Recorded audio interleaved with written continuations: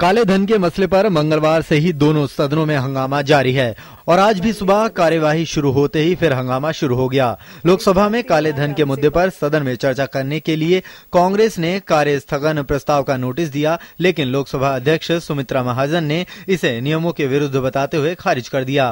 कांग्रेस और टीएमसी ने जल्द बहस की मांग की, जिस पर जोर देने के लिए वॉकआउट किया। राज्यसभा में भी विपक्ष ने चर्चा की मांग की, जिस पर हंगामा हुआ। बाद में लोकसभा में नियम 193 और राज्यसभा में अल्पकालिक चर्चा के तहत बहस शुरू हुई। बहस के दौरान सबसे बड़ी विपक्षी पार्टी कांग्रेस ने दोनों सदनों में सरकार पर हमला बोला और सरकार से अपना वादा पूरा करने को कहा।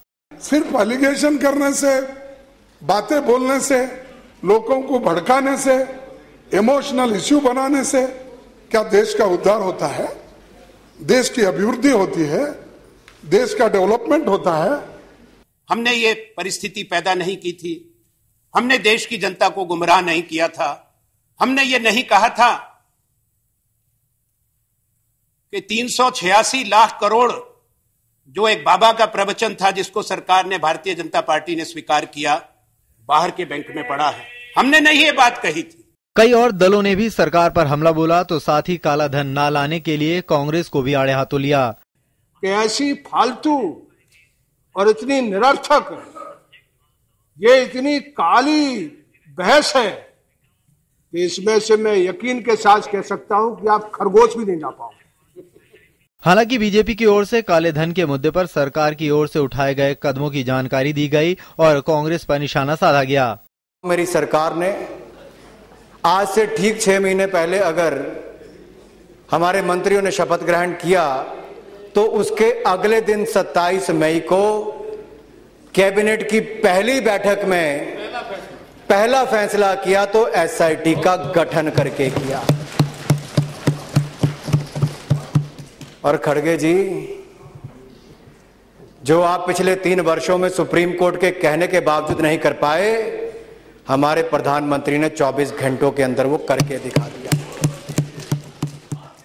लोकसभा में चर्चा अधूरी रही, लेकिन राज्यसभा में वित्त मंत्री अरुण जेटली ने सरकार की ओर से जवाब दिया और विपक्ष के हर आरोपों पर पलटवार किया। वित्त मंत्री ने कहा कि सरकार ने विदेशों में 427 बैंक खाता धारकों की पहचान की है और उनको नोटिस दे दिया गया है। वित्त मंत्री के मुताबिक 250 खाता धारकों ने स्वीकार किया है कि उनके विदेश में बैंक खाते हैं। जेटली ने कहा कि अगले कुछ हफ्तों में कुछ और चार्जशीट दाखिल होगी, जिसके बाद नामों को सार्वजनिक किया जाएगा। All assessment proceedings will be completed. 427 we have been able to identify very clearly.